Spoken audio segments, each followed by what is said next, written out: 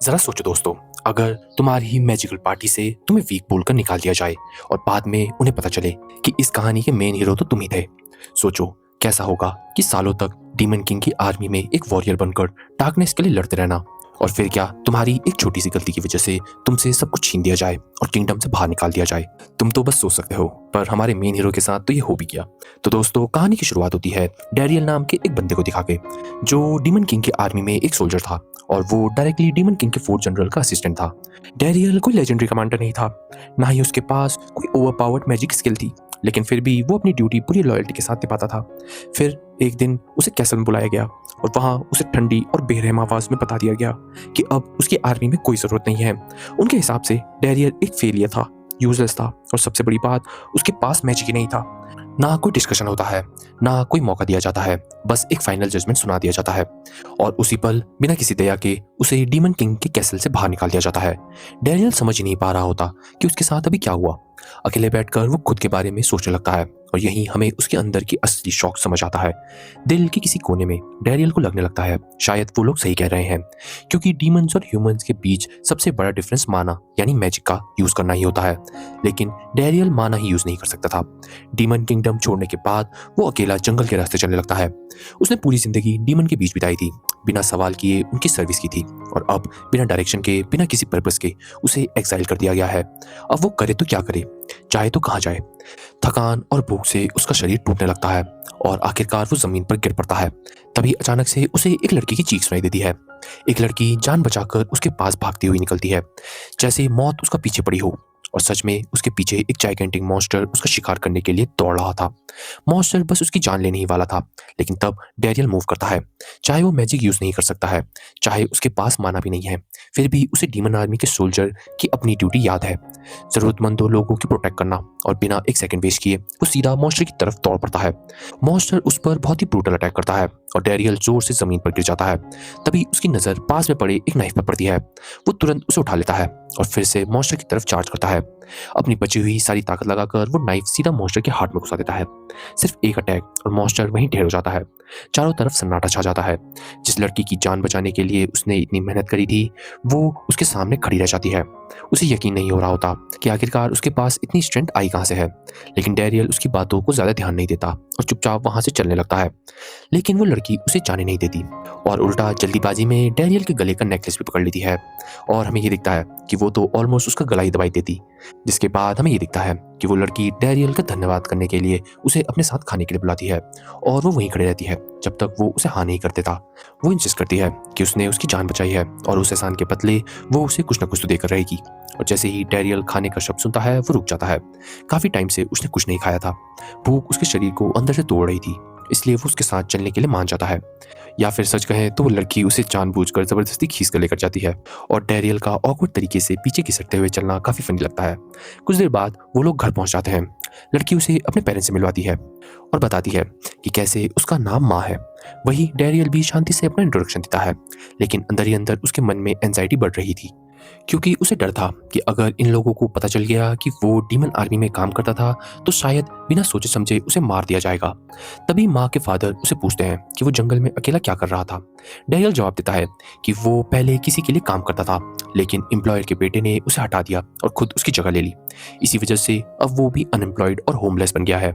तब माँ अपने फादर से रिक्वेस्ट करती है कि डैरियल को उनके घर में रहने दिया जाए, क्योंकि उसके घर में काफ़ी एम्प्टी रूम्स भी हैं, और उसके फादर मान जाते हैं। बाद में हम डैरियल को उसके नए रूम में देखते हैं, जहां वो सोच रहा होता है कि अब से उसे इसी विलेज में रहना होगा। लेकिन एक सवाल उसके अंदर ही अंदर उसे परेशान कर रहा होता है, एक डीमन ने आखिर एक ह्यूमन को क्यों बचाया और कैसे। अगली सुबह माँ के फादर डैरियल को बताते हैं कि उन्होंने उसके लिए एक जॉब ढूंढ ली है। वो एडवेंचर गिल्ड में एक एडवेंचर की तरह काम कर सकता है। उसका काम होगा मॉन्स्टर को हराना और उनके सर पर रखे गए इनाम कलेक्ट करना, यानी नॉर्मल गिल्ड कमीशन। जिसके बाद वो एक एडवेंचर एप्टीट्यूड टेस्ट शीट निकालते हैं और डैरियल को उस पर हाथ रखने को कहते हैं। लेकिन डैरियल मन ही मन घबरा रहा होता है। वो सोचने लगता है कि कहीं ये टेस्ट उसकी असली आइडेंटिटी रिवील ना कर दे। आखिर ये मानव मेजरमेंट टेस्ट स्पेशली ह्यूमंस के लिए ही बनाया गया है। और सबसे अजीब बात तो ये है कि डैरियल खुद भी अपने सच को नहीं जानता था। वो टेस्ट अवॉइड करने की कोशिश करता है, लेकिन माँ के फादर माँ को उससे ज़बरदस्ती करने को कहते हैं। जिसके बाद हमें ये दिखता है कि कैसे माँ ने ज़बरदस्ती से उसके हाथ में एक नीडल छुपाकर उसका खून निकाल दिया था और वो उसके हाथ को शीट पर रख देती है। उस पल डेरियल को लगता है कि अब सब खत्म हो गया है, उसका सच सामने आ चुका है। लेकिन तभी माँ के फादर मुस्कुराकर कहते हैं, कॉन्ग्रेचुलेशन, तुम टेस्ट पास कर गए हो। इसका मतलब ये है कि डेरियल ह्यूमन है। डेरियल वहीं जम जाता है। शौक उसके चेहरे पर क्लियरली दिख रहा होता है। वो कैसे ह्यूमन हो सकता है जब उसने पूरी जिंदगी अपने डीमन आर्मी के साथ बिताई थी, उनकी सर्विस की थी, बिना कभी किसी सवाल किए। आखिर ये सब हो क्या रहा था? उसके बाद माँ के फादर उसे ट्रेनिंग ग्राउंड लेकर जाते हैं। वहाँ वो लोग अलग अलग वेपन्स देखते हैं और डेरियल को एक चूज करने को कहते हैं। डेरियल एक स्वॉर्ड चूज करता है। तब माँ के फादर एक्सप्लेन करते हैं कि कैसे एक एडवेंचर के 4 कॉम्बैट टाइप्स होते हैं। पहला टाइप होता है कटर। वो एक बड़ा सा ट्री लॉग लेकर आते हैं और डेरियल को कहते हैं कि इसको टुकड़ों में काटने की कोशिश करें। और यहीं हमें पता चलता है कि डेरियल ने अपनी पूरी जिंदगी में पहली बार स्वॉर्ड पकड़ी है, लेकिन फिर भी वो अपनी पहली स्ट्राइक में उस ट्री को परफेक्टली 2 हिस्सों में काट देता है। माँ के फादर शॉक में पीछे हट जाते हैं। उन्हें अपनी आंखों पर यकीन नहीं हो रहा होता है। वो ऑकवर्डली कहते हैं कि ठीक है, अब सेकंड टेस्ट करते हैं, और उसे दूसरा टाइप कॉम्बैट का बताते हैं, जो होता है पियर्सिंग। जिसके बाद वो डेरियल को एक बो एंड एरो देते हैं और उससे कहते हैं कि उसका एरो एप्पल के बिल्कुल सेंटर में हिट करना चाहिए, जिसे उन्होंने दूर रखा हुआ है।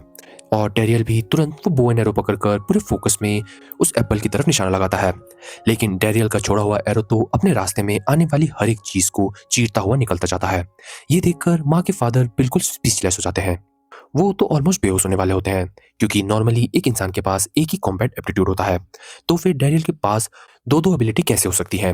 पर तभी भी माँ के फादर खुद को कंपोज कर कर डेरियल का नेक्स्ट ट्रायल लेते हैं। इस ट्रायल में डेरियल को एक मैसिव रॉक को सिर्फ एक ही ब्लो में तोड़ना था। डेरियल आगे बढ़ता है और एक पंच मारता है।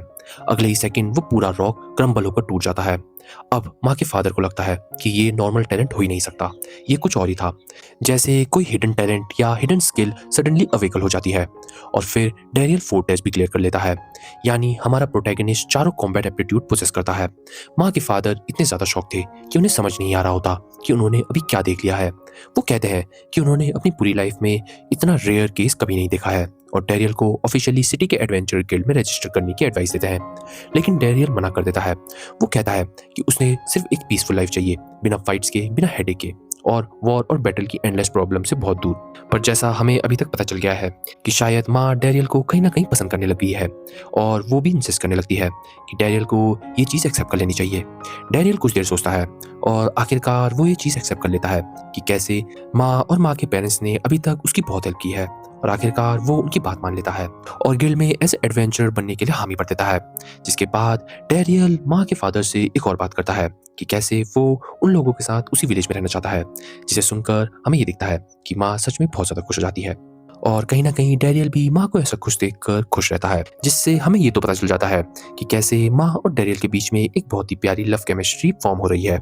अगले दिन हमें ये दिखता है कि डेरियल को अपना पहला गिल्ड मिशन मिलता है, एक मॉन्स्टर को हंट करना और उसकी बॉन्टी कलेक्ट करना, और ऑब्वियसली वो इसे बहुत आसानी से कंप्लीट भी कर देता है। लेकिन तभी एक यंग लड़का जिसका नाम कशीरा होता है वहां आ जाता है और डेरियल की गिल्ड रैंक देखकर उसका मजाक उड़ाने लगता है, जो बात माँ को तो बिल्कुल पसंद नहीं आती और वो उसकी बातों से नाराज होने लगती है। पर तभी हमें ये दिखता है कि खुद को सुपीरियर प्रूव करने के लिए कशीदा एक बहुत ही डिफिकल्ट क्वेस्ट एक्सेप्ट कर लेता है। लेकिन माँ के फादर डेरियल को समझाते हैं कि उसकी बातों को इग्नोर करो, क्योंकि कशीदा अभी मैच्योर है और बिना सोचे समझे कुछ भी काम करता है। जिसके बाद वो डेरियल की रैंक को प्रमोट कर देते हैं और हमें ये दिखता है कि सब कुछ स्मूथली चल रहा था। फिर वो डेरियल को मेडिसिनल हब की एक शीट देते हैं और उसे ये कहते हैं कि उसका नेक्स्ट मिशन है इन सब हर्ब्स को जंगल से कलेक्ट करना। और हमें ये दिखता है कि जैसे ही माँ को इस मिशन के बारे में पता चलता है, वो भी डेरियल के साथ जाने की जिद करने लगती है। डेरियल बिल्कुल नहीं चाहता था कि वो उसके साथ आए, लेकिन माँ इतनी स्टबन थी कि जबरदस्ती उसे पीछे चल पड़ती है। दोनों उस जगह पहुंचते हैं जहाँ हर्ब्स उगते हैं और कलेक्शन स्टार्ट कर देते हैं। लेकिन माँ बार बार डेरियल को डिस्ट्रैक्ट कर रही थी और धीरे धीरे उसका पेशेंस खत्म होने लगता है। तभी उसकी नजर पास में खड़े एक डियर पर पड़ती है। वो माँ को चैलेंज देता है कि अगर उसमें हिम्मत है तो उस डियर का शिकार कर दिखाए। माँ डियर की तरफ देख रही होती है कि तभी अचानक से डियर की तरफ एक बहुत ही बड़ी आंट मॉन्स्टर आ जाती है और हमें ये दिखता है कि वो डियर भी कोई आम डियर नहीं होता, वो खुद भी एक मॉन्स्टर होता है और उन दोनों के बीच में एक खतरनाक फाइट शुरू हो जाती है। जिसके बाद हमें ये दिखता है कि माँ और डैरियल भी उन दोनों की अजीब फाइट में इन्वॉल्व हो जाते हैं और उलझ जाते हैं। माँ एक्साइटमेंट में अपना नाइफ निकाल लेती है और प्राउडली अनाउंस करती है कि आज तो डिनर यही बनेंगे। लेकिन एंड में डैरियल ही उन दोनों मॉन्स्टर का शिकार करता है और उन्हें कंधे पर उठाकर विलेज वापस लेकर जाता है। विलेज के सभी लोग इस इंसेन स्ट्रेंथ को देखकर हैरान रह जाते हैं। लेकिन गशीदा का गुस्सा सातवें आसमान पर पहुंच जाता है क्योंकि वो जाइंट आंट मॉन्स्टर उसका मिशन था। गशीदा गुस्से में अपनी क्वेस्ट सीट जमीन पर फेंकता है और वहां से भागकर चल जाता है। बाद में वो माँ के फादर के पास एक नया मिशन लेने जाता है और जानबूझकर डैरियल को शोल्डर में हिट करता है। लेकिन गशीदा को ऐसा फील होता है कि जैसे वो किसी सॉलिड माउंटेन से टकरा गया हो। डैरियल फ्रेंडली तरीके से उसे हैंडशेक ऑफर करता है, लेकिन गशीदा उसका हाथ झटक देता है और वहां से चला जाता है। उसके बाद डैरियल अंदर जाकर माँ के फादर को बताता है कि हब गैदरिंग क्वेस्ट कंप्लीट हो गया है। लेकिन माँ के फादर टॉपिक चेंज कर देते हैं और बताते हैं कि गशीदा बहुत गुस्से में यहाँ आया था और एक डेंजरस मिशन एक्सेप्ट कर चुका है। जब डैरियल पूछता है कि क्यों, तब उसे रियलाइज होता है कि शायद उसने अननोइंगली गशीदा के क्वेस्ट भी खराब कर दिए हैं। फिर माँ के फादर उसे गशीदा की मिशन शीट दिखाते हैं। ये मिशन था एक जाइंट सर्पेंट मॉन्स्टर को हराना, एक बहुत ही high risk extermination quest. Daryl को अंदर से गिल्ट फील होने लगता है। वो कहता है कि जो कुछ भी हुआ उसकी जिम्मेदारी उसकी है और वो खुद गशीदा को सेफली वापस लेकर आएगा। जाने से पहले माँ उसे कुछ मेडिसिन देती है जो उसने हर्ब से बनाई थी, जो दोनों ने जंगल से कलेक्ट की थी। वो डैरियल से कहती है कि मिशन में ये मेडिसिन काम आएंगी और डैरियल भी माँ का धन्यवाद करता है। और ऐसे ही कुछ देर बाद वो मिशन के लिए निकल जाता है और कुछ ही देर में उसे गशीदा नजर आ जाता है, जो डर के मारे जान बचाकर भाग रहा होता है क्योंकि एक बहुत ही बड़ा जाइंट सर्पेंट उसके पीछे पड़ा हुआ था। डैरियल सीधा सर्पेंट के रास्ते में खड़ा हो जाता है उसे कन्फ्रंट करने के लिए, लेकिन सर्पेंट उसे इग्नोर कर देता है और सीधा गशीदा के पीछे भागने रहता है। तब डैरियल अपने एरोस निकालता है और मॉन्स्टर पर फायर करता है, लेकिन उसके एरो सर्पेंट के हार्ट स्केल को बिल्कुल भी इफेक्ट नहीं करते। जाइंट सर्पेंट बस गशीदा के पीछे पड़ा होता है, लेकिन तभी डैरियल पूरी सिचुएशन चेंज कर देता है। वो स्वॉर्ड लेकर सीधा सर्पेंट पर चार्ज कर देता है और एक पावरफुल स्लैश मारता है। सर्पेंट वहीं रुक जाता है और अगले ही पल उसका गुस्सा फट जाता है। सेविज एग्रेशन के साथ जाइंट सर्पेंट डैरियल पर अटैक करता है। डैरियल अपनी स्वॉर्ड को शील्ड की तरह यूज करता है और उसके सभी अटैक ब्लॉक करता है, लेकिन इम्पैक्ट इतना ज्यादा तेज होता है कि उसकी स्वॉर्ड वहीं टूट जाती है। लेकिन उसी के नेक्स्ट सेकंड हमें ये दिखता है कि डैरियल तो उसी ब्रोकन ब्लेड का एक पीस पकड़ लेता है और बिना डरे सीधा सर्पेंट की तरफ चार्ज कर देता है। फिर वो एक डायरेक्ट अटैक लैंड करता है और यह अटैक इतना ज्यादा डेंजरस होता है कि सर्पेंट की पूरी बॉडी फोर्स की वजह से फट जाती है और अलग हो जाती है। ये पावर किसी नॉर्मल एडवेंचर की लिमिट से बहुत ज्यादा थी, जैसे कोई मॉन्स्टर ही मॉन्स्टर से लड़ रहा हो और अपने पीक को उसने एक्टिवेट कर दिया हो। और मॉन्स्टर को हराने के बाद डैरियल सीधा जल्दी से गशीदा की तरफ बढ़ता है और देखता है कि जाइंट सर्पेंट ने उसे काट लिया है।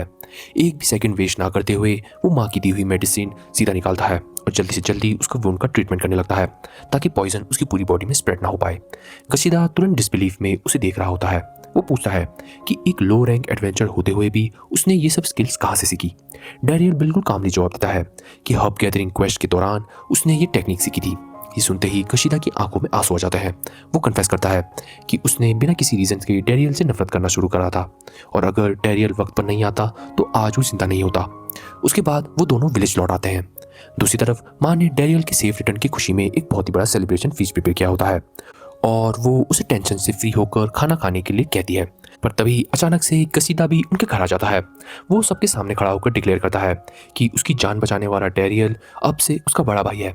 जब माँ के फादर उसे पूछते हैं कि जंगल में क्या हुआ था, तब गशीदा सबको पूरा सच बता देता है कि डैरियल ने ही उसकी लाइफ सेव की थी। पूरा रूम एकदम साइलेंट हो जाता है और वहीं डैरियल के माइंड कहीं ना कहीं खो जाता है। वो डीमन किंगडम के 4 जनरल्स के बारे में सोचने लगता है। वो सोचता है कि अब वो लोग क्या कर रहे होंगे और इतना सब होने के बाद भी क्या वो उसके बारे में सोच रहे होंगे, जबकि उन्होंने बिना रहम के उसे निकाल दिया था। वहीं दूसरी तरफ हमारा सीन शिफ्ट होता है और हमें 4 जनरल्स दिखाए जाते हैं। डीमन किंगडम के अंदर इस वक्त जनरल एक बहुत ही बड़े क्राइसिस का सामना कर रहे होते हैं। उन्हें डैरियल की जगह लेने लायक एक भी अच्छा असिस्टेंट नहीं मिल रहा होता। उन्होंने बहुत दिनों बाद किसी को अपॉइंट भी किया था, लेकिन उसने गलत इंटेलिजेंस प्रोवाइड कर दी, जिसकी वजह से एक ऑपरेशन कंप्लीटली फेल हो गया और उनमें से एक जनरल को ह्यूमन साइड के हीरो पार्टी के हाथों बुरी तरीके से डिफीट का सामना करना पड़ा। ये हीरो पार्टी भी इन 4 जनरल के रैंक के बराबर ही थी, बस डिफरेंस इतना था कि वो अपोजिट फैक्शन में थे जो इस ऑनगोइंग वॉर में चल रही है, जो डीमन किंग की आर्मी और ह्यूमैनिटी के बीच है। धीरे धीरे जनरल के बीच टेंशन बढ़ने लगती है, हर तरफ आर्गुमेंट होने लगती है, रिपीटेड मिस्टेक्स होकर बार बार बहस होना शुरू हो जाती है और सबसे ज्यादा उस इंसान की कमी महसूस हो रही होती है जो लॉजिस्टिक और स्ट्रेटेजी को डैरियल की तरह परफेक्टली मैनेज कर सके। तभी उन जनरल्स में से एक सीधा कह देती है कि डैरियल के बिना वो लोग कंटिन्यू नहीं कर सकते। वो इंसिस्ट करती है कि डैरियल को एक्साइल करना शुरू से ही गलती थी, उसके अकॉर्डिंग डैरियल ने अपना हर टास्क कंप्लीटली करा है और वो भी परफेक्टली एग्जीक्यूशन के साथ। उन्होंने उसके ऑपरेशंस कभी भी हिंडर नहीं करवाए हैं। और यही हमें समझ आता है कि कहीं ना कहीं उस जनरल के दिल में डैरियल के लिए कुछ तो था। बाकी जनरल की तरह वो उसे हेट नहीं करती थी। लेकिन तभी एक और जनरल गुस्से में उसकी बात काट देता है और चिल्लाकर कहता है कि उस निकम्मे का नाम दोबारा मत लेना।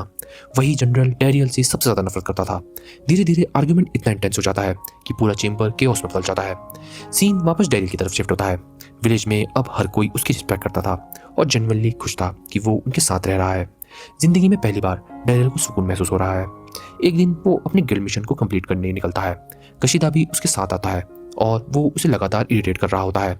और माँ भी किसी से कम नहीं थी। डैरियल को सच में बहुत पेशेंस की ज़रूरत पड़ रही थी। उसके बाद डैरियल माँ के फादर के पास जाता है और विलेज में बिखरे हुए अबेंडेंट हाउसेस के बारे में पूछता है। माँ के फादर एक गहरी सांस लेते हैं और कहते हैं उसके पीछे एक बहुत ही पुरानी कहानी है और वो बहुत कॉम्प्लिकेटेड है। जिसके बाद वो माँ को मैप लाने को बोलते हैं, लेकिन वो जवाब नहीं देती। माँ एक कोने में अकेले बैठे रो रही होती है। डैरियल उससे पास जाता है और पूछता है कि क्या हुआ। माँ कन्फेस करती है कि उसे पहली बार अपने बिहेवियर के लिए बुरा लग रहा है और उसे डर है कि कहीं डैरियल भी उसकी ज़िंदगी से चला ना जाए।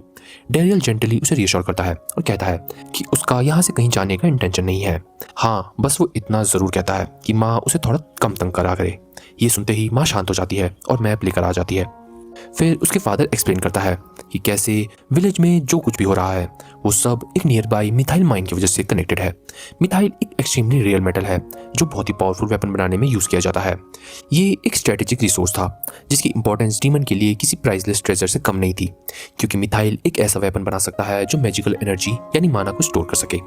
इसी माइन के कंट्रोल के लिए ह्यूमंस और डीमन के बीच एक टेरिफाइंग वॉर हुई थी और ये विलेज उस वॉर के बैटलफील्ड बन गया था। आखिर में डीमंस जीत गए और उन्होंने माइंस पर कंप्लीटली कंट्रोल कर लिया था। जिसके बाद ह्यूमंस ने कई बार उस माइन को वापस कंट्रोल करने की कोशिश करी थी, लेकिन हर बार उन्हें फेलियर ही हासिल मिला और आखिरकार उन्होंने गिव अप कर दिया। उस दिन के बाद विलेजर्स धीरे धीरे विलेज छोड़कर जाने लगे और पूरा गांव धीरे धीरे मरने लग गया। डैरियल ये सब चुपचाप सुनता है। वो हल्का सा सर हिलाता है और अपने रूम में वापस जाकर सोने की कोशिश करता है, लेकिन उस रात उसे नींद नहीं आती। उसके थॉट सिर्फ उस मिथाइल माइन के अराउंड घूमते रहते हैं। वो उस जगह को बहुत अच्छे से जानता था। डीमन किंग के आर्मी में मेन सर्विस करते वक्त उसकी ड्यूटीज का हिस्सा ये रह चुकी हैं। वो उसके टनल्स को अच्छे से जानता है, उसकी हार्श रियलिटी को भी। अगली सुबह डैरियल विलेजेस के वॉल्स क्रॉस करता है और सीधा माइन की तरफ निकल पड़ता है। उसका गोल क्लियर था, कुछ मिथाइल हासिल कर विलेजेस को बचाना। उसका प्लान था कि डीमंस के सामने ये प्रिटेंड करेगा कि वो मिथाइल ब्लैक मार्केट में बेचने वाला है ताकि किसी को उस पर शक ना हो। लेकिन सबसे बड़ा डेंजर ये था कि अगर फूड जनरल्स में से किसी को भी उसके वहाँ होने का पता चल गया तो वो खुद वहाँ आकर उसकी जान ले लेंगे। इतना डेंजर के बाद भी डैरियल माइन के अंदर घुस जाता है। वो क्वाइटली अंदर वर्कर्स को ढूंढने लगता है और अजीब बात तो ये थी कि वहाँ एक भी गार्ड नहीं था। जैसे ही वर्कर्स उसे देखते हैं उनके चेहरे पर खुशी आ जाती है और वो खुशी से चमक उठते हैं। वो जेन्युइनली डैरियल को देखकर बहुत खुश थे क्योंकि पुराने दिनों में वो उनके साथ काम कर चुका था। वर्कर्स उसे बताते हैं कि माइन के नए ओवरसीज उनके साथ बहुत ही बुरी तरीके से बिहेव कर रहे हैं। वो उन्हें रेस्ट तक नहीं करने देते और उन ओवरसीयर्स ने उन बेचारे वर्कर्स को 4 गुना ज़्यादा मिथाइल माइन करने का ऑर्डर दिया है। और हमें ये दिखता है कि डैरियल हल्का सा मुस्कुराकर मजाक में कहता है कि शायद अब उन्हें समझ आ रहा होगा कि वो पहले उनके साथ कितना सॉफ्टली बिहेव करता था। लेकिन वर्कर्स कहते हैं कि सिचुएशन उससे भी ज़्यादा ख़राब है। कॉस्ट कटिंग के नाम पर उन्होंने सोल्जर्स को भी हटा दिया है जो पहले उनकी प्रोटेक्शन के लिए वहाँ रहते थे। ये सुनकर डैरियल के दिल में दर्द उठता है। वो किसी भी तरह उनकी हेल्प करना चाहता था, लेकिन तभी कुछ सोल्जर्स प्रोटेक्शन कलेक्ट करने की वजह से वहाँ आ जाते हैं। डैरियल तुरंत खुद को छुपा लेता है। नए ओवरसीयर्स आगे बढ़ते हैं, मिथाइल को इंस्पेक्ट करते हैं और गुस्से में कहते हैं बस इतना, बाकी कहाँ है। एक वर्कर जवाब देता है कि जो डिमांड की जा रही है वो इम्पॉसिबल है। वो लोग 4 गुना मिथाइल नहीं निकाल सकते हैं, ये ऑलरेडी उनकी लिमिट है। ये सुनते ही ओवरसीयर्स का गुस्सा फट जाता है। वो वर्कर्स को यूजलेस और ट्रैश कहकर इंसल्ट करने लगता है।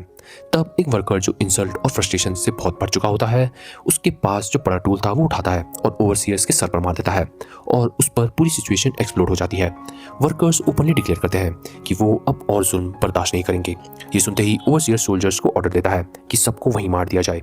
सोल्जर्स ऑफेंसिव स्पेल चैंट करना शुरू कर देते हैं। उनके हाथों में माना इकट्ठा हो जाता है और वो मैजिकल अटैक लॉन्च करने के लिए रेडी हो जाते हैं। लेकिन तभी डैरियल इंटरवीन करता है। वो बहुत ही लाइटनिंग स्पीड में आगे बढ़ता है और सभी वर्कर्स को अटैक रेंज से बाहर खींच लेता है। साथ ही अपने फेस को हाइड भी कर लेता है। वो सोल्जर्स पर चिल्लाता है और उन्हें कंडेम करता है कि बिना वेपन्स वाले वर्कर को मारना कितना घटिया काम है। ओवरसीयर्स गुस्से में पूछते हैं कि वो है कौन और इंटरफेयर करने की हिम्मत कैसे करी। डैरियल जवाब देता है कि वो एक ह्यूमन एडवेंचरर है और अगर वो अभी पीछे नहीं हटे तो वो सबको बहुत ही बुरी तरीके से हरा देगा। दूसरी तरफ ओवरसीयर्स बहुत ही सस्पिशियस नजरों से आसपास देखने लगते हैं, जिसके बाद उनका हेड डैरियल को बहुत ही गंदी नजरों से देखने लगता है। वो उसे एक घटिया इंसान कहकर उसका मजाक उड़ाने लगता है और ये कहने लगता है कि कैसे अगर वो अभी नहीं हटा तो वो मारा जाएगा। इसलिए डैरियल तुरंत एक डिसीजन लेता है। वो अपनी ब्लेड के एज ब्लंट कर देता है और सोल्जर्स को नॉन लीथर अटैक से गिराना शुरू कर देता है। ओवरसीयर उस पर ऑफेंसिव स्पेल लॉन्च करता है, लेकिन डैरियल उसे बहुत ही एफर्टलेसली डिफ्लेक्ट कर देता है। फिर एक बहुत ही स्मूथ मूवमेंट में वो स्वॉर्ड की एज वापस शार्प करता है और ब्लेड सीधा ओवरसीयर के थ्रोट पर रख देता है। एक ही सेकंड में ओवरसीयर का एटीट्यूड कंप्लीटली बदल जाता है। वो डर के मारे भीख मांगने लगता है और कसम खाता है कि वो दोबारा कभी भी इस माइन पर वापस नहीं आएगा।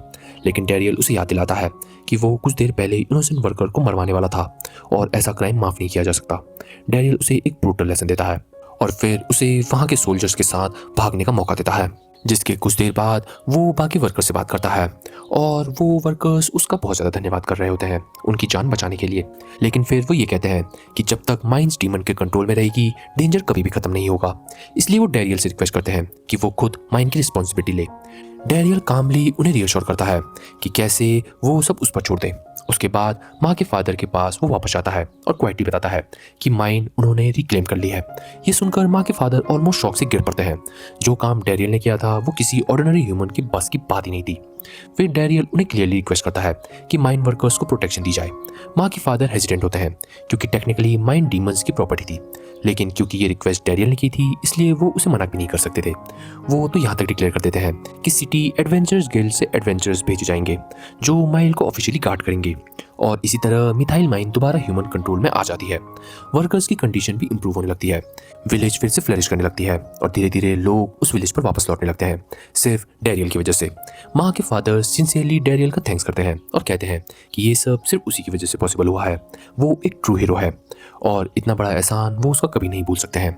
दूसरी तरफ हमें ये दिखता है कि डीमन जनरल्स में से एक, जिसका नाम जनरल बैज है, वो अपने पैरेट के साथ बैठा होता है और वो पैरेट लगातार उसकी तारीफ कर रहा होता है, उसे दुनिया का ग्रेटेस्ट जनरल बोलकर। तभी वहाँ एक और जनरल आती है जिसका नाम ज़ैबी होता है और उसे बताती है कि सिचुएशन सीरियस है।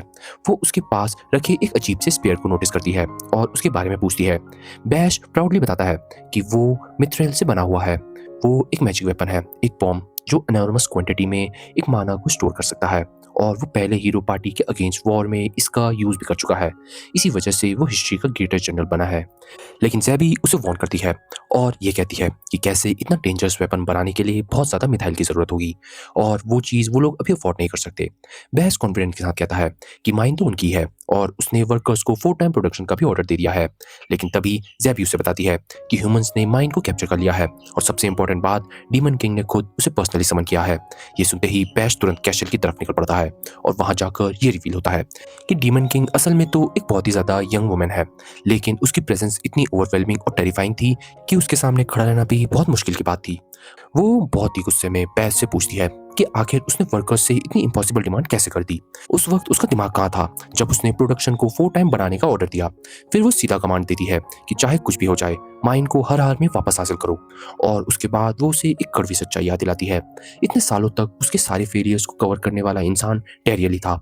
उसे एक्साइल करना उनकी सबसे बड़ी गलती थी। वो क्लियरली कहती है कि बैश के फादर इसलिए सक्सेसफुल थे क्योंकि उनके पास डैरियल जैसा कैपेबल सबऑर्डिनेट था। ये कहकर डीमन किंग उसे डिसमिस कर देती है और वार्निंग देती है कि जब तक माइन वापस नहीं मिल जाती तब तक वो उसके सामने दोबारा ना आए। और बैश भी ये सब सुनकर गुस्से में वहां से निकल जाता है और डैरियल के लिए उसकी हेट्रेड और भी ज्यादा बढ़ चुकी होती है। दूसरी तरफ डैरियल पीसफुली माँ के साथ बैठा होता है और हमें ये दिखता है कि माँ तो इतनी कॉन्फिडेंट लड़की होती है कि वो तो सीधा डैरियल से शादी करने की बातें करने लगती है। लेकिन डैरियल अभी बिल्कुल भी रेडी नहीं था और उसे ये समझ नहीं आ रहा था कि बिना माँ का दिल दुखाए वो उसे मना कैसे करे। तभी अचानक से बाहर से चकरने की आवाज़ आती है। ये कशीदा था। डैरियल हल्का सा स्माइल करता है और कहता है टाइमिंग काफ़ी कन्वीनियंट है। वो माँ से कहता है कि वो अब अपने दोस्त को देखने जा रहा है, मतलब कशीदा को। जब वो वहाँ पहुँचता है तो ये देखता है कि कशीदा एक आदमी से बहस कर रहा होता है जो उसका मजाक उड़ा रहा था और ये कह रहा था कि वो तो एडवेंचर बनने के लायक भी नहीं है। वो आदमी आगे बढ़ता है और अपना इंट्रोडक्शन देता है। वो सिटी से आए एक एडवेंचर पार्टी का लीडर था।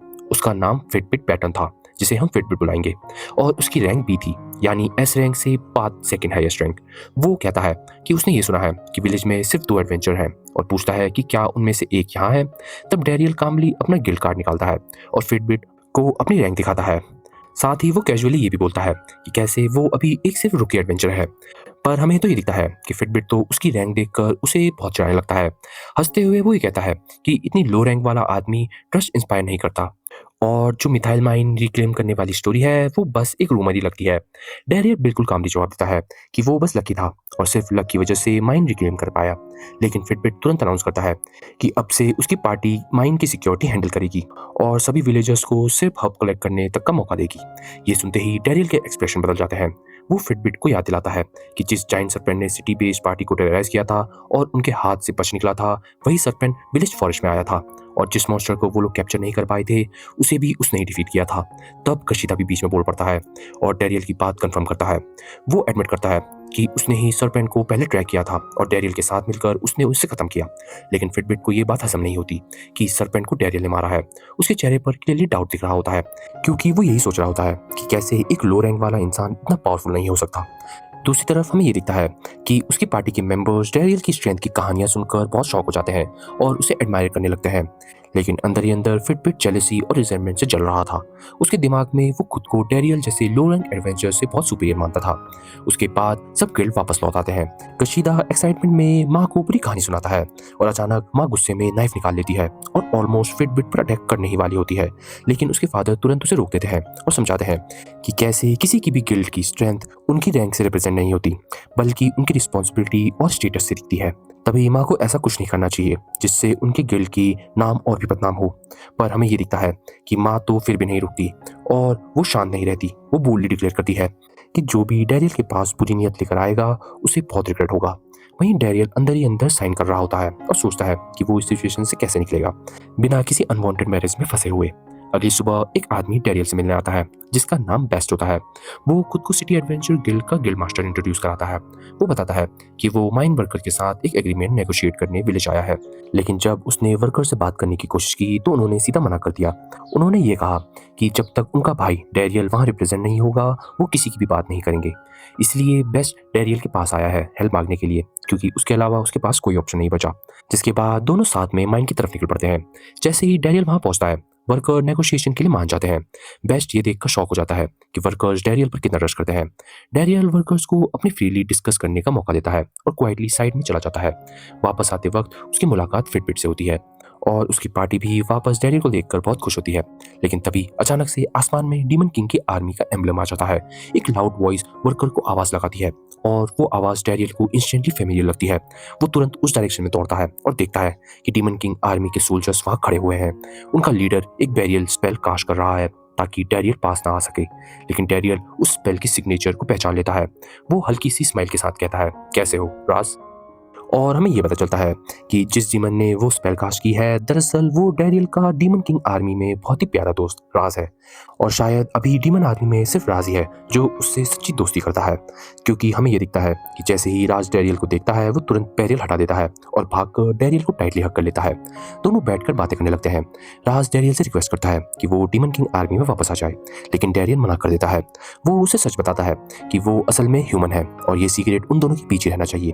वो एक्सप्लेन करता है कि विलेजर्स ने उसकी हेल्प की है, उसे अपना माना और वो अब उन्हें नहीं छोड़ सकता है। फिर डैरियल उससे पूछता है कि वो यहाँ क्यों आया है। राज बताता है कि डीमन किंग ने उसे मिथाइल को लेकर वर्कर के साथ नेगोशिएशन करने के लिए भेजा है।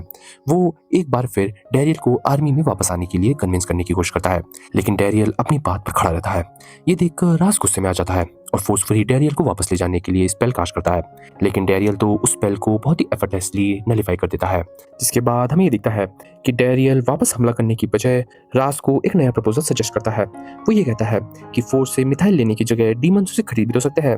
और इसी आइडिया को लेकर डैरियल राज को बेस्ट के पास लेकर जाता है ताकि वॉर की जगह ट्रेड एग्रीमेंट हो सके। बेस्ट ध्यान से उसकी बातें सुनता है, लेकिन फिर कहता है कि ह्यूमंस को भी मिथाइल की डेस्परेटली जरूरत है। ऐसे में तो वो डीमंस को कैसे ही दे सकते हैं। डैरियल कामली जवाब देता है कि अगर ये डील नहीं हुई तो ह्यूमंस और डीमन के बीच में एक और वॉर शुरू हो जाएगी, जिसकी वजह से दोनों पार्टीज में बहुत ज़्यादा नुकसान हो सकता है। लेकिन तभी फिटबिट बीच में आ जाता है और वो एग्रेसिवली डिक्लेयर करता है कि डीमंस को मिथाइल का एक टुकड़ा भी नहीं दिया जाएगा और अगर उन्हें वो चाहिए तो फोर्सफुली लेकर दिखाए। ये कहकर वो वेपन निकालता है और सीधा रास पर अटैक करने चार्ज करता है। लेकिन क्रिटिकल मोमेंट पर डैरियल बीच में आ जाता है और अटैक ब्लॉक कर देता है। और फिटबिट की ऐसी हरकत देखकर बेस्ट को भी गुस्सा आ जाता है और वो फिटबिट को बहुत डांटता है और याद दिलाता है कि उसे सिर्फ माइंड गार्ड करने के लिए असाइन किया गया है और ऑर्डर्स के बिना एक्ट करना उसके लिए कोई अथॉरिटी नहीं है। थोड़ी टेंस डिस्कशन के बाद आखिरकार बेस्ट प्रपोजल एक्सेप्ट कर लेता है और फिर उसके और राज के बीच ऑफिशियली नेगोशिएशन स्टार्ट हो जाती है। वहीं फिटबिट चुप तो रहता है लेकिन अंदर ही अंदर गुस्से में जल रहा होता है। एग्रीमेंट कंप्लीट होने के बाद डैरियल राज को थैंक्स करता है और कहता है कि वो दोबारा नहीं चाहता कि वापस वॉर हो। और सब कुछ करने के बाद सब लोग अपने अपने रास्ते चले जाते हैं। लेकिन रास्ते में फिटबिट डैरियल का रास्ता रोक लेता है। सार्केज्म के साथ वो डैरियल को थैंक्स बोलता है और कहता है कि अब तक तुमने काफ़ी हेल्प कर दी, लेकिन आगे का काम बीरेक एडवेंचरर्स संभाल लेंगे और तुम जाकर लंच प्रिपेयर करो। उसकी बातों में क्लियरली इंसल्ट दिख रही होती है। और ऐसे ही कुछ देर बाद डैरियल माँ के फादर के साथ बैठा होता है और माँ के फादर उसे एक्सप्लेन करते हैं कि सिटी एडवेंचर्स का ऑफिशियल मिशन माइन को गार्ड करना था, लेकिन क्योंकि डैरियल ने डिप्लोमेटिक अलायंस बनाकर पूरी सिचुएशन स्टेबलाइज कर दी है, इसलिए अब उनके पास प्रैक्टिकली कोई मीनिंगफुल काम नहीं बचा है। और यही डैरियल को फिटबिट की हॉस्टिलिटी का असली रीजन समझ आ जाता है। तभी माँ भी वहाँ आ जाती है, एक एल्डरली आदमी को घसीट कर लेकर आते हुए जो उसे परेशान कर रहा था। वो रिसेंटली विलेज में आया था और डैरियल को वीक एडवेंचर कहकर इंसल्ट कर रहा था। माँ ऑलमोस्ट उस पर अटैक करने वाली होती है, लेकिन डैरियल उसे रोक देता है। माँ प्राउडली डिक्लेयर करती है कि यही वीक एडवेंचर वो इंसान है जिसने डीमंस को मिथाइल माइंस वापस दिलाई थी और डेंजरस मॉन्स्टर को अकेले डिफीट किया था। ये सुनकर ओल्ड मैन शॉक में पड़ जाता है। वो डिसबिलीव में पूछता है कि क्या ये सब उस सिंपल सी स्वॉर्ड के साथ किया गया था। माँ तुरंत हाँ बोल देती है। तब वो एल्डरली मैन डैरियल का हाथ पकड़ता है और उसे ध्यान से इंस्पेक्ट करता है और जो चीज़ वो फील करता है वो उसे स्टंट कर देती है। उसे समझ आ जाता है कि डैरियल्स की पावर ऑर्डिनरी बिल्कुल भी नहीं है। डैरियल के पास चारों कॉम्बैट एबिलिटीज है, कंप्लीट फॉर्म में मौजूद है और उसकी ताकत भी बहुत ज़्यादा है। फिर वो अपना इंट्रोडक्शन देता है। उसका नाम था स्मिथ, एक लेजेंडरी मिथाइल ब्लैक स्मिथ। वो माइन स्टोर होने की खबर सुनकर विलेज आया था। और ऐसे ही हमारा सीन शिफ्ट हो जाता है, जिसके कुछ देर बाद हमें ये दिखता है कि स्मिथ गिल्ड जाता है और डैरियल को बताता है कि उसने सिटी गिल्ड ब्रांच में ऑफिशियली रिक्वेस्ट सबमिट की है। वो उनकी स्मिथिंग की जगह को इंस्पेक्ट करना चाहता है, लेकिन डैरियल उसे बताता है कि अब वर्कशॉप सिटी एडवेंचर्स के कंट्रोल में है। स्मिथ हल्का सा स्माइल करता है और बस इतना कहता है कि मुझे वहां ले चलो, बाकी सब मुझ पर छोड़ दो। दोनों फिटबिट से मिलने जाते हैं और हमें ये दिखता है कि स्मिथ फिर से अपने यूनिक कन्विंसिंग स्टाइल में उसे कन्विंस कर लेता है। जब वो वर्कशॉप के अंदर एंटर करते हैं तब एक इंपॉर्टेंट ट्रुथ रिवील होता है।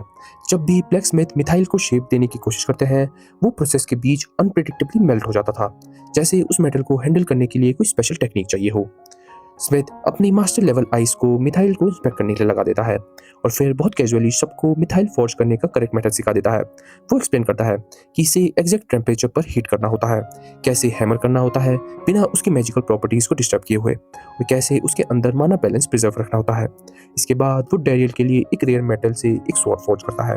डैरियल उस ब्लेड को पकड़कर टेस्ट करता है और सिर्फ एक ही स्ट्राइक में वो एक बहुत ही बड़ा पेड़ आसानी से टुकड़ों में स्प्लिट कर देता है। स्वॉर्ड की पावर कंप्लीटली नेक्स्ट लेवल थी। ये एक रिफाइंड वेपन था, स्टेबलाइज माना के साथ, जो हायर टियर एडवेंचर्स के लायक था।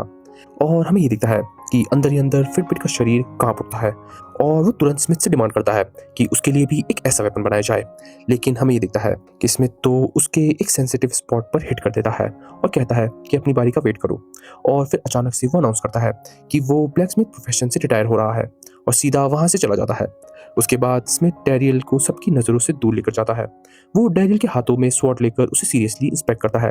फिर वो कहता है कि उसका लाइफ लॉन्ग ड्रीम हमेशा से एक ऐसा इंसान ढूंढना था जो इतना स्ट्रांग हो कि उसके लिए एक ऐसा वेपन बना सके जैसे दुनिया ने कभी ना देखा हो और जैसे कोई रेप्लिकेट भी ना कर पाए। फिर वो डैरियल से कहता है कि उसके साथ चलो और इस स्वॉर्ड को भूल जाओ, क्योंकि वो उसके लिए इससे भी ज़्यादा बहुत ही पावरफुल चीज़ बनाएगा। डैरियल उसे वार्न करता है कि जो कुछ वर्कशॉप में हुआ उसके बाद फिटबिट उसे वापस अंदर नहीं आने देगा। लेकिन स्मिथ कामली अपनी पॉकेट से मिथाइल का एक पीस निकालता है और कहता है कि उसने हर पॉसिबिलिटी के लिए प्रिपरेशन पहले से कर रखी है।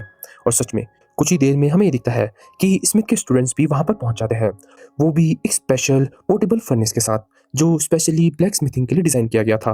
लेकिन उस फर्नेस को एक्टिवेट करने के लिए मैजिकल एनर्जी चाहिए थी। स्मिथ डैरियल से कहता है कि वो इसे पावर करे, पर जैसा कि हमें पता है यहीं पर सबसे बड़ी प्रॉब्लम सामने आती है। डैरियल के पास तो मैजिक ही नहीं था, वो तो माना यूजिंग ही कर सकता है। इसलिए वो राज को हेल्प के लिए बुलाता है। राज उन दोनों को कंफ्यूजन से भरी नजरों से देखता है और कहता है कि वो एक डीमन है, फिर भी वो लोग उसे ऐसे वेपन फोर्ज करने में हेल्प मांग रहे हैं, तो शायद फ्यूचर में डीमंस के खिलाफ यूज भी हो सकते हैं। तब स्मिथ कामली जवाब देता है कि बात वैसी नहीं है जैसा वो सोच रहा है। ये वेपन डैरियल के लिए बन रहा है और डैरियल कभी भी डीमंस के खिलाफ फाइट नहीं करेगा। वो ऐसा इंसान ही नहीं है। कुछ पल चुप रहने के बाद राज फाइनली हेल्प करने के लिए मान जाता है। स्मिथ हल्का सा स्मग करता है और मजाक उड़ाते हुए कहता है कि चलो फिर काम शुरू करते हैं, जिससे राज थोड़ा इरिटेट हो जाता है, लेकिन फिर भी सब मिलकर फर्नेस प्रिपेयर करना स्टार्ट कर देते हैं। दूसरी तरफ फिटबिट डैरियल के पास एक नया प्रपोजल लेकर आता है। वो कहता है कि सिटी का एक सेंट्रल गिल्ड विलेज को एक्सप्लॉइट कर रहा है। मिथाइल ट्रेड से जो प्रॉफिट आ रहा है वो विलेज को और ज्यादा डेवलप करने के काम आना चाहिए, लेकिन सेंट्रल गिल्ड सब अपने पास रख रहा है। फिर वो डैरियल को एक डायरेक्ट ऑफर देता है। अगर विलेजर्स उसके साथ दे तो उसकी पार्टी सेंट्रल गिल्ड्स के अगेंस्ट खड़ी हो सकती है, बस बदले में उसे एग्रीड कंपनसेशन चाहिए होगा। डैरियल उसकी बात चुपचाप सुनता रहता है, फिर कामली जवाब देता है कि चाहे सेंट्रल गिल्ड प्रॉफिट्स ले रहा हो, लेकिन कम से कम वो विलेजेस को रिस्पेक्ट तो करते हैं, जबकि फिटबिट और उसकी पार्टी ऐसा बिहेव करते हैं जैसे पूरा विलेज उनकी प्रॉपर्टी हो। ये सुनते ही फिटबिट गुस्से में अपना ग्लव निकाल देता है और डैरियल के पांव पर फेंक देता है। वो गुस्से में कहता है कि ग्लव वापस उठा कर दो, और डैरियल भी बिना मीनिंग समझे ग्लव उठाता है और उसे वापस दे देता है। तब फिटबिट डिक्लेयर करता है कि वो अगले दिन अरीना में उसका इंतजार करेगा। जब डैरियल वापस जाकर सबको ये बात बताता है तो माँ के फादर तुरंत समझ जाते हैं कि ये एक फॉर्मर दैट डुअल चैलेंज था, और ग्लव वापस करके डैरियल ने अननोइंगली उस चैलेंज को एक्सेप्ट कर लिया है। सब लोग विड्रॉल के बारे में सोचते हैं, लेकिन अगर वो पीछे हट गए तो माइंड फिटबिट के गिल के कंट्रोल में चली जाएगी। इसलिए डैरियल फाइट करने का डिसीजन लेता है, क्योंकि इतना सब करने के बाद वो लोग माइंड को खो नहीं सकते। और उसी वक्त स्मिथ भी वहां आ जाता है। वो डैरियल से कहता है कि उसके साथ चलो और अपने नए वेपन को प्रॉपर्ली यूज करना सीखो। दोनों जंगल की तरफ चले जाते हैं, जहां डैरियल पूरी रात ट्रेनिंग करता है। अगली सुबह विलेज स्क्वायर में सब विलेजर्स इकट्ठा हो जाते हैं। माँ के फादर अनाउंस करते हैं कि डुअल तब तक चलेगा जब तक किसी की डेथ या सरेंडर ना हो। तब फिटबिट अरीना में एंटर करता है नए फोर्ज मिथाइल आर्मर के साथ। वो अपने वेपन्स निकालता है और डैरियल से उसके वेपन के बारे में पूछता है, और फिर डैरियल का नया वेपन सामने आता है, जिसे पहली बार देखने में वो तो एक सिंपल सी नाइफ लग रही थी। बैटल स्टार्ट होता है और ऑलमोस्ट उसी सेकंड खत्म भी हो जाता है। डैरियल का सिर्फ एक स्ट्राइक फिटबिट के मिथाइल आर्मर को एक ही सेकंड में काम तमाम कर देता है। गुस्से में पागल होकर फिटबिट दोबारा अटैक करता है, लेकिन डैरियल उस अटैक को ब्लॉक कर देता है और आर्मर का दूसरा पीस भी तोड़ देता है। ये देखकर स्मिथ प्राउडली स्माइल करता है और डिक्लेयर करता है कि ये उसका ग्रेटेस्ट फोर्ज वेपन है, एक ट्रांसफॉर्मिंग वेपन जो अपना शेप स्वॉर्ड, डैगर या स्पेयर में चेंज कर सकता है। और अगले ही मोमेंट वेपन अपना फॉर्म चेंज करता है और डैरियल फिटबिट की स्वॉर्ड को भी डिस्ट्रॉय कर देता है। उसके हाथों में कुछ भी नहीं बचता, लेकिन फिर भी फिटबिट हार नहीं मानता। वो एक मैसिव ग्रेट स्वॉर्ड निकालता है और अपना फाइनल अटैक लॉन्च करता है। डैरियल कामली आगे बढ़ता है और एक ही डिसाइसिव स्ट्राइक में बस बैटल वहीं खत्म कर देता है। फिटबिट जमीन पर गिर जाता है, लेकिन डैरियल उसे मारता नहीं। वो अपनी ब्लेड उसके ठोट पर रख देता है और फिर वेपन वापस खींच लेता है, जिससे आखिरकार फिटबिट की हार हो जाती है। बाद में वो लोग बेस्ट को ये सारी बात बताते हैं। बेस्ट पर्सनली फिटबिट को लेकर आता है ताकि वो अपॉलॉजी मांग सके। वो ये कहता है कि फिटबिट को हार्शेस्ट पनिशमेंट मिलेगी, लेकिन डैरियल मना कर देता है। वो कहता है कि मैटर ऑलरेडी खत्म हो चुका है और अगर पनिशमेंट देनी है तो फिटबिट डुअल के दौरान डैमेज हुए हाउसेस को रिबिल्ड करने में हेल्प करेगा। बेस्ट डैरियल की काइंडनेस देखकर शॉक हो जाता है। वो समझ नहीं पाता कि कोई उस इंसान को कैसे माफ कर सकता है जो उसे मारने के लिए रेडी था। दूसरी तरफ जनरल बैश अपने फादर के सामने खड़ा होता है, जो पहले फुल जनरल्स में से एक रह चुके थे। उसका नाम था ग्राम। ग्राम बैश से डैरियल के बारे में पूछता है कि क्या उसका ख्याल अच्छे से रखा जा रहा है। वो उसे याद दिलाता है कि जब उन्होंने अपनी पोजीशन उसके हवाले की थी तब उन्होंने एक बात कही थी कि उनकी जिंदगी की सबसे अच्छी किस्मत तब बनी जब वो लोग डैरियल्स को अपने साथ लेकर आए। एक बार फिर वो डैरियल के बारे में पूछता है क्योंकि वो उसे मिस करता है। बैश बात घुमाने की कोशिश करता है और कहता है कि डैरियल बिल्कुल ठीक है, लेकिन ग्रांट उसका झूठ तुरंत समझ जाता है। अचानक गुस्से में ग्रांट डाइनिंग टेबल को एक साइड फेंक देता है और बैश को जोर से मारते हुए डिक्लेयर करता है कि कैसे डैरियल को एक्साइल करना उसकी जिंदगी का सबसे बड़ा स्टूपिड डिसीजन था। वो उसे ऑर्डर देता है कि तुरंत जाकर डैरियल को वापस लेकर आए, वरना खुद को फोर जनरल्स में से एक कहना भूल जाए। लेकिन बैश मना कर देता है। वो कहता है कि वो कभी भी उस निकम्मे को वापस नहीं लेकर आएगा, चाहे उसके बदले उसकी पोजीशन ही क्यों ना चली जाए। ये कहकर वो गुस्से में वहां से निकल जाता है और ग्रांट अकेला बैठकर बस यही सोच रहा होता है कि डैरियल इस वक्त कहाँ होगा और क्या कर रहा होगा। अगले दिन माँ के फादर डैरियल से कहते हैं कि वो बुढ़े हो रहे हैं और वो चाहते हैं कि फ्यूचर में डैरियल विलेजेस का चीफ बन जाए। पहले तो डैरियल हेसिटेट करता है, लेकिन धीरे धीरे वो मान जाता है। लेकिन तभी अचानक से डैरियल माँ का हाथ शादी के लिए मांग लेता है। माँ शौक में जम जाती है। वहाँ मौजूद सब लोग शौक में हो जाते हैं, लेकिन उसके फादर बिना एक सेकंड वेस्ट किए हाँ बोल देते हैं। और फिर एक साल बीत जाता है। डैरियल और माँ की शादी हो जाती है और डैरियल ऑफिशियली विलेज चीफ बन जाता है। उस एक साल में धीरे धीरे विलेजर्स वापस लौट आते हैं और विलेज फिर से लाइफ से भरने लगता है और हमारा एपिसोड यहीं खत्म हो जाता है। अगर आप ये जानना चाहते हैं कि आगे क्या होगा तो हमारे चैनल हिंदी एनिमे पर अभी को जरूर सब्सक्राइब करें और हमारे इस वीडियो का लाइक गेम 1000 लाइक को हिट कीजिए, जिसके बाद हम इस वीडियो का नेक्स्ट पार्ट लेके आएंगे। और अगर आप चाहते हैं कि हम और कोई नया एनिमे एक्सप्लेन करें तो प्लीज़ कमेंट सेक्शन में ज़रूर कमेंट कीजिए। और हाँ, अगर हो सके तो आप हमारी वीडियोस को हाइप भी कर सकते हैं, जो कमेंट सेक्शन के बगल में ही पाया जाएगा, ताकि हम हमारे वीडियोस को और अच्छी तरीके से नए नए एनिमे लवर्स तक पहुंचा पाएँ और हमारी रीच भी बढ़ जाए। और अगर आप हमारे चैनल को सपोर्ट करना चाहते हैं तो प्लीज़ हमारे चैनल के मेंबर बनना कंसिडर कीजिए, जिसमें आपको बहुत सारे मेंबर बेनिफिट्स भी मिलेंगे। और हाँ, अगर आप हमें इंस्टाग्राम पर फॉलो करना चाहते हैं तो उसका लिंक भी हमने डिस्क्रिप्शन के अंदर डाल दिया है। तो मिलते हैं आपसे नेक्स्ट एनिमे रिकैप में, तब तक के लिए बाय बाय।